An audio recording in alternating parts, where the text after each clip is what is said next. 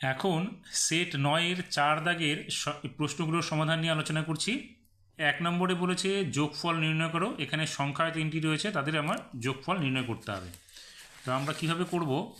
1 নম্বরে যেটা রয়েছে -14, -12 এবং +21, এই সংখ্যাগুলো যোগ করতে গেলে দেখো -14 আর -12 দুটো ঋণাত্মক সংখ্যা। আমরা কি করব? সংখ্যা দুটোকে যোগ করে দেবো, অর্থাৎ 14 সঙ্গে 12কে যোগ করলে কত হবে?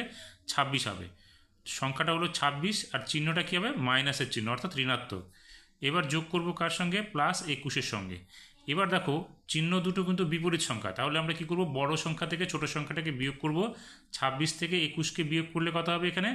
এখানে হবে আমাদের 5। চিহ্নটা কী হবে? বড় সংখ্যাটার চিহ্ন যেটা আছে সেটাই হবে, অর্থাৎ এখানে ঋণাত্মক চিহ্ন মাইনাস, তাহলে এখানে হবে মাইনাস। এবার 2 নম্বর প্রশ্নটাতে বলেছে আমাদের সংখ্যা রেখার সাহায্যে যোগ করতে হবে +7 এবং -5। তাহলে প্রথমে যেহেতু +7 আছে, আমরা কি করব? 0 থেকে +7 পর্যন্ত যাব, অর্থাৎ 1 2 3 4 5 6 7। যেহেতু প্লাস আছে তাহলে ডান দিকে আমরা 7 ঘর প্রথমে চলে আসব। তো এটা হলো আমাদের প্রথমে 7 ঘর কি +7। এবার কি বলেছে? -5। যখনই -5 হবে তাহলে আমরা বাঁ দিকে যাব। এবার কি করব? আমরা +7 থেকে আমরা বাঁ দিকে 5 ঘর যাব। তাহলে 1 2 3 4 5 আমরা এখানে এলাম শেষে। তো এটা কি আছে? এটা হচ্ছে -5। তাহলে আমাদের কাছে অবশিষ্ট কি থাকলো? 0 থেকে ধরে +2 পর্যন্ত। তার মানে এটা কি হলো? +2। অর্থাৎ এখানে আমরা +7-এর সঙ্গে যদি -5 যোগ করি তাহলে আমরা কি পাবো? +2 পাবো। এবার 3 নম্বর প্রশ্নটিতে বলেছে দুর্গানগরের রাস্তা সারানোর জন্য চাঁদা তোলা হলো। হাবিব X টাকা চাঁদা দিল। মুস্কান হাবিবের দ্বিগুণ অপেক্ষা 10 টাকা বেশি চাঁদা দিল। মুস্কান কত টাকা দিল? তাহলে এখানে আমরা কি করব? লিখে নেব যে হাবিব চাঁদা দিল X টাকা। এবার মুস্কান কি দিল? মুস্কান দিল হাবিবের দ্বিগুণ অপেক্ষা 10 টাকা বেশি। তাহলে হাবিবের দ্বিগুণ, অর্থাৎ হাবিব কত দিয়েছে? X টাকা।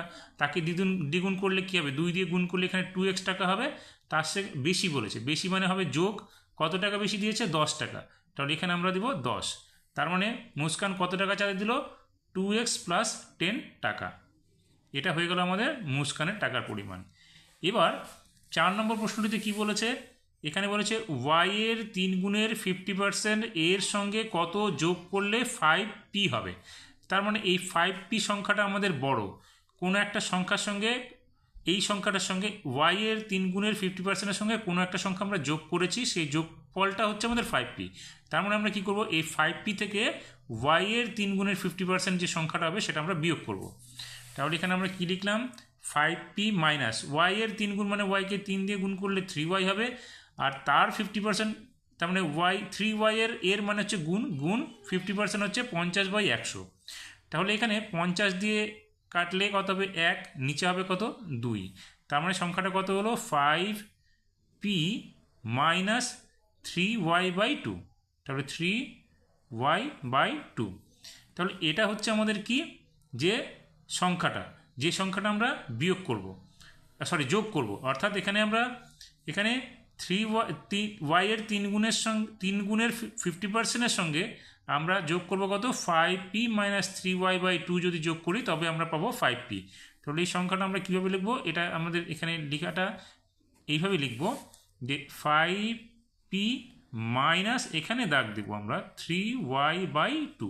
মাইনাসটা ঠিক এই দাগটার বরাবর থাকবে। তাহলে এটা আমরা এখানে এইভাবে লিখব না, এইভাবে লিখব। এবার 5 নম্বর প্রশ্নটিতে বলেছে একটি চল সংখ্যা ও একটি ধ্রুবক সংখ্যা লেখো। চল সংখ্যা হচ্ছে, আমি যদি এখানে লিখি 6x একটি সংখ্যা, আর ধ্রুবক সংখ্যা আমি লিখলাম এখানে 3। চল সংখ্যা কেন বলছি? যে আমাদের যেখানে স্বাভাবিক সংখ্যা সেগুলো হচ্ছে শুধু ধ্রুবক, আর স্বাভাবিক সংখ্যার সঙ্গে যদি কোনো রাশি থাকে সেটা হচ্ছে আমাদের কি? চল সংখ্যা। x হচ্ছে একটা আমাদের চল সংখ্যা, তাহলে 6x হচ্ছে আমাদের চল সংখ্যা। এবার এটাকে আমরা কি করব? ধ্রুবক সংখ্যা দিয়ে ভাগ করব, বলছে ভাগফলটা নির্ণয় করতে। তাহলে দেখো 3 দিয়ে যখন আমরা 6x-কে ভাগ করব, 3 দিয়ে ভাগ করলে কত হবে? 2, তার সঙ্গে x থাকলো, অর্থাৎ ভাগফলটা এখানে আমাদের হবে 2x।